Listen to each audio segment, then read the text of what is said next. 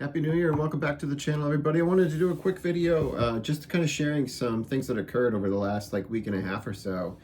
So when I did my year-end video, I was able to kind of highlight a lot of the cards I picked up throughout the year. Well, I actually did acquire one more card right before the buzzer, but I'm actually going to throw it into 2025 because it's going to first appear on the video, or at least on the YouTube channel, on 2025. So I figure I can get away with it and not have to redo the countdown and squeeze it in, because actually would be a card that would make the top 50 from last year.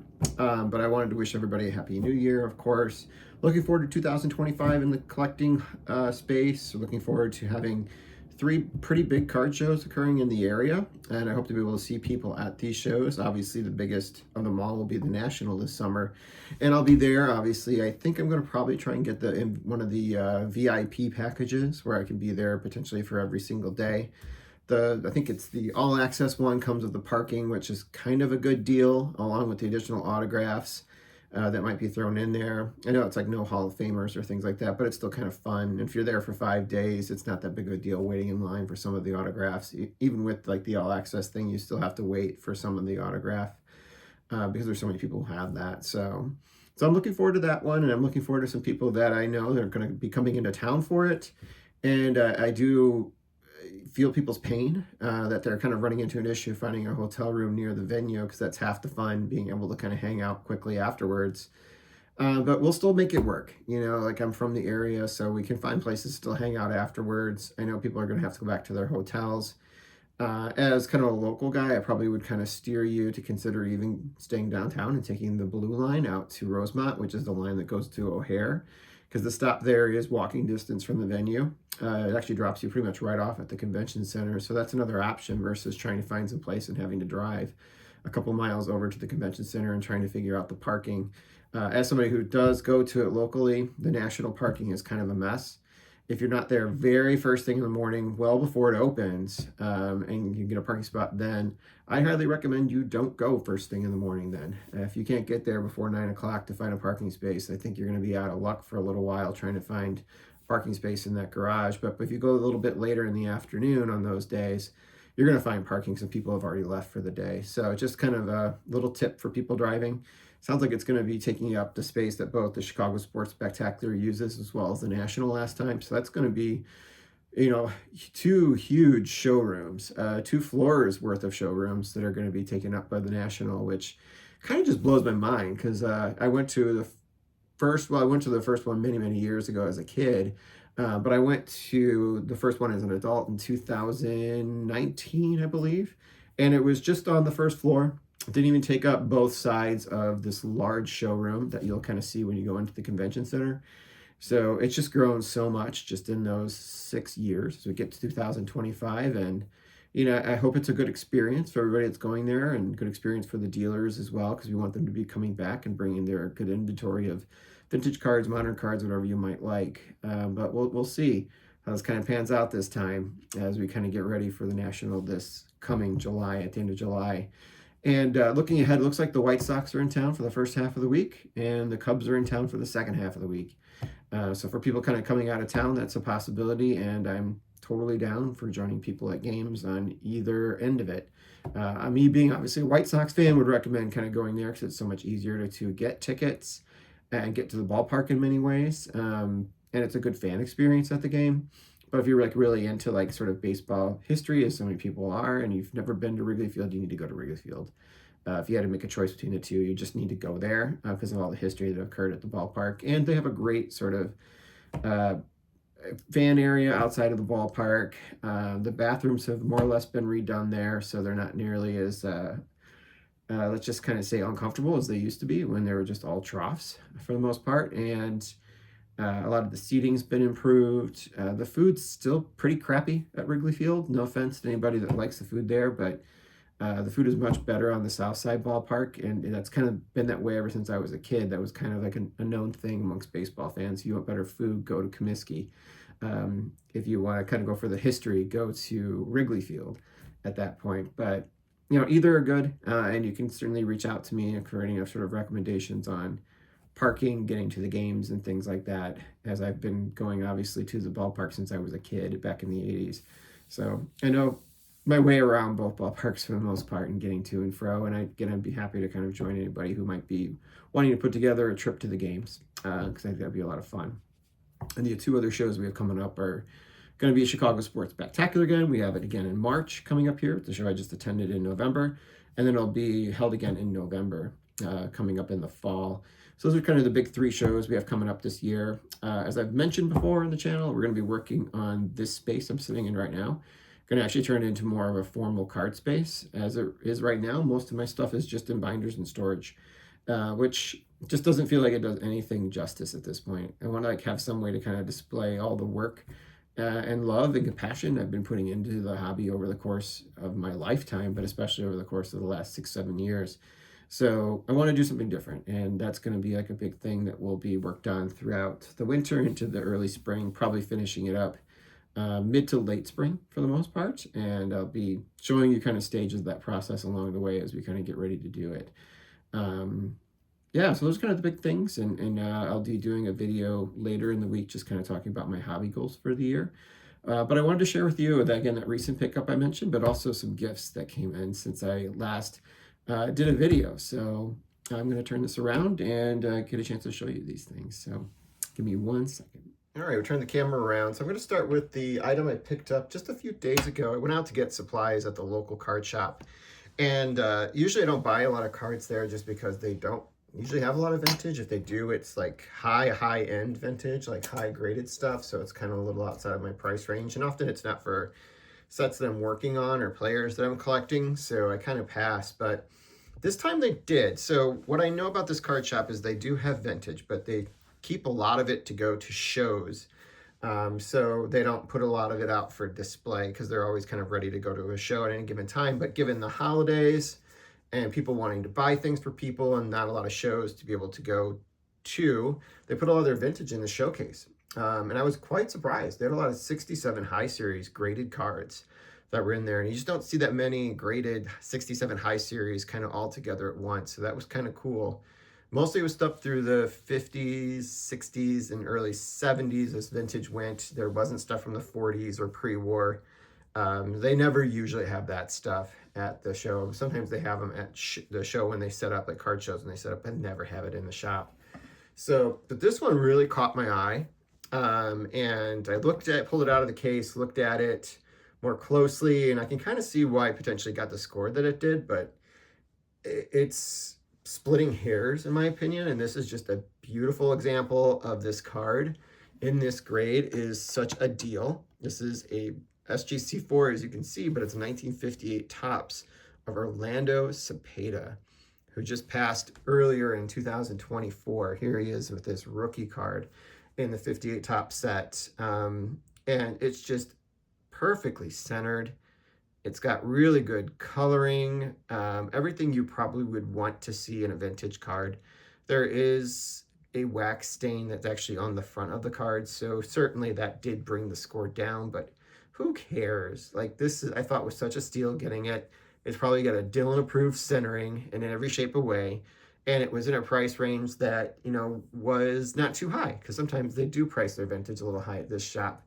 But this one was right where you could kind of expect to pay if you bought this thing online. In fact, it might even go a little higher if it went up for auction, just because it's got that really good eye appeal. So it's a really solid 4. So we're going to keep Orlando in this entirety of this video. So my friend Robbie, who is just a fantastic friend, but a fantastic hobby friend as well, we exchange gifts for birthdays and then again every year for the holidays, and they're always card related. So this year I got him I've been getting him a lot of old Chicago Cubs Topps Chrome refractors. So this year I got him a 96 Ryan Sandberg, which I was really excited to get. 96 Topps Chrome refractor of Sandberg, which was one of his favorite Cubs too. So, but in return, you know, he gave me 3 unopened boxes, if you will. One was like a pack that had 2 cards in it, so it was like a discounted thing. But he gave me this, obviously this little tin from Series 1 of 2021 Topps. So we have some of the highlights from there. I didn't keep every card that we had here. We're going to donate some of the other ones to a kid that he knows through a friend. So we're going to give him some of those cards. But I kept some of the ones from that. And then also there was an unbelievable box of 2011 Topps Series 1. It was a blaster box, I believe, from Walmart. He had one too. They actually pulled out and opened up at the same time. So we had a lot of fun opening these cards and learning more about like what you could find when you open these packs. Because I didn't collect modern cards in 2011. I think I was still working on vintage sets exclusively. So this was kind of cool, getting some of these things. So I kept some of the highlights. And I wanted to kind of share with these real quick one. This was a little one that was like every like 4 packs, but they're not expensive at all. But I thought they looked really cool in these cases that I had available for tobacco cards. These are going to be kind of ones I think that kind of mirror the Champions of the Games and Sports, I think, which was an Allen Ginter product back in the day in like the 1880s, if I'm not mistaken. But this is like a little take with modern players. So they had these in series 1, 2, I think. So the full set, I think, is 100 cards. So there was 50 in the first set. They just are really cool looking cards, especially when I put them in these little holders. And these are so inexpensive. So the holder's probably more than the card, but I don't care. They look really cool. So this is Uvaldo Perez, or Zimenez, I should say. It's a pretty good picture in his time with Colorado. Here we got Kung Fu Panda, Pablo Sandoval, big member of those Giants teams that won 3 World Series. A third-year Clayton Kershaw card. It's like really early on in his career. Pretty neat. And it's just a really cool images. Topps put a lot of thought into like trying to recreate this set. And the next 2 are pretty cool ones, I thought. This one kind of came open for some reason. I don't know why. Let me see. I don't think it's actually in the case all that well. So let's fix that. There we go. Joey Votto. Be a third-year Joey Votto. So maybe he and Kershaw will get in the Hall of Fame. Then we have, there also is some vintage players in these too.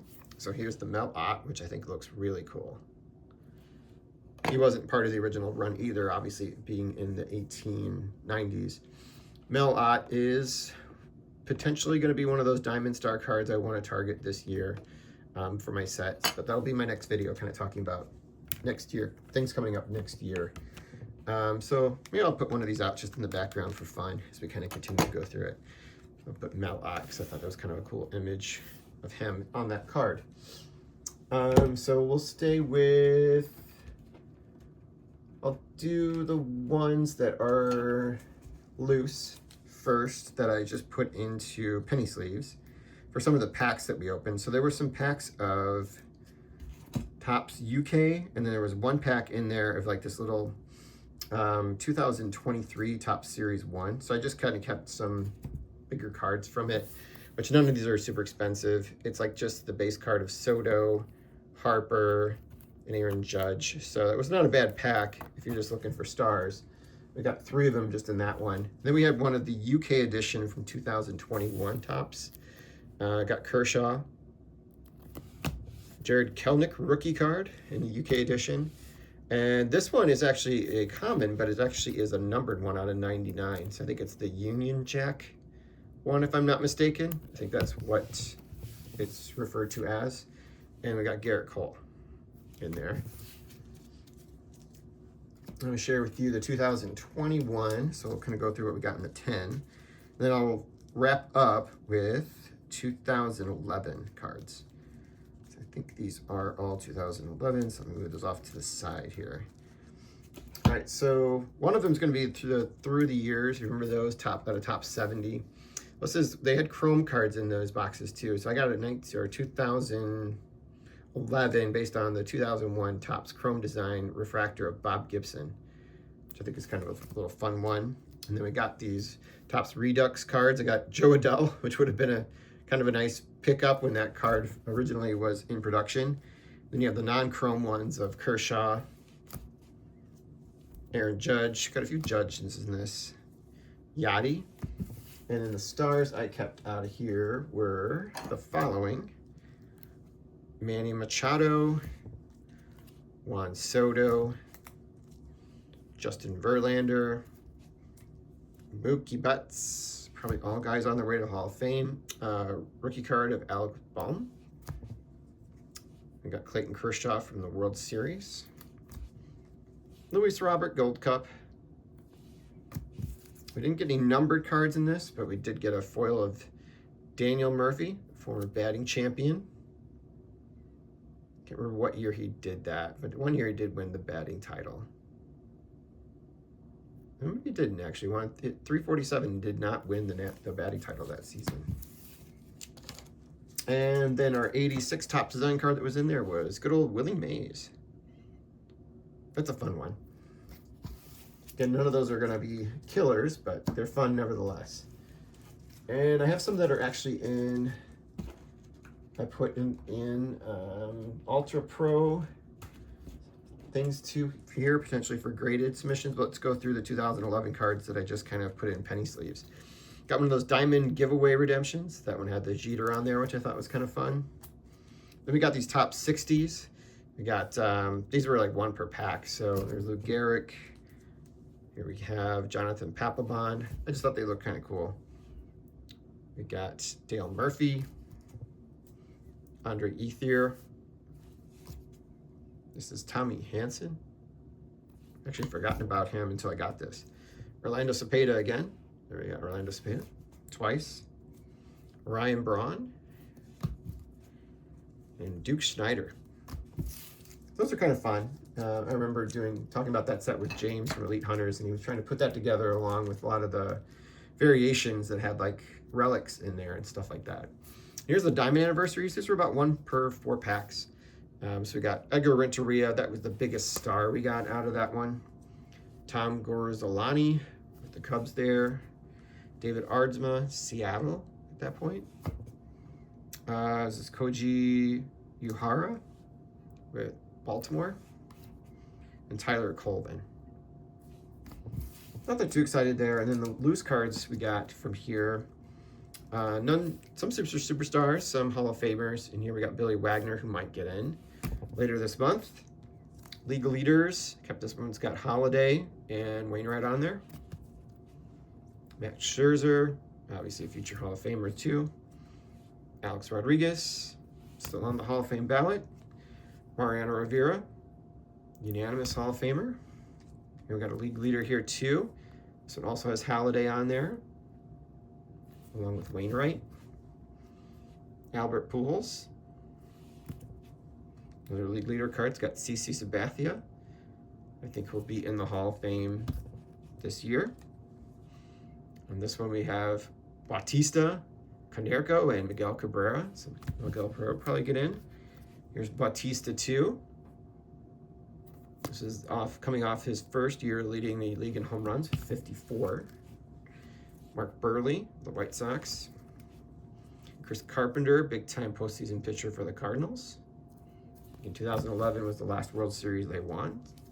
Another league leader card that's got Albert Pujols on there, along with Adam Dunn and Joey Votto. And then they had these, I think they called them top 60 cards, 60 years of tops. So a lot of them were pictures of cards that were reprints and some ones that never existed. So they're just kind of fun looking at them. So I got Monty Irvin on there. Bruce Sutter. Carlton Fisk. Mickey Mantle. Card that never existed. Ryan Howard. Stan Musial. Here's a card that never existed. Pretty cool. Carly Yastrzemski. Cliff Lee. Remember that name. He was a star at this time, though, star pitcher. Juan Marichal. And then based on 92 tops, we got Frank Thomas. One of the more interesting cards of Frank Thomas, I think. Well, that brings us now to the ones that I put in Ultra Pros that I intend to actually potentially at some point maybe consider to get graded. These include some gifts that he gave me as well, but let's start with the 2011 tops that we have in here. And we'll go through the other gifts that he gave me. So we actually did pull the Chris Sale rookie out of this, so I was really excited to see that. So we have that one there. Chris Sale, obviously, finally a Cy Young Award winner. Runner-up a few times, if I'm not mistaken, during his career, but I'm glad he finally has one. I think that kind of cements his Hall of Fame application in the future. There's Chris Sale. We got one of those Walmart Topps Blacks. We kept this of Paul Canerco. I think that one looks pretty cool there. Maybe a little hard to see in the current lighting for some reason, so I apologize about that. All right, this one was really cool actually. So at first I thought this was actually a common, as we were kind of going through our cards, and then we looked at them one more time, just make sure we didn't miss any variations.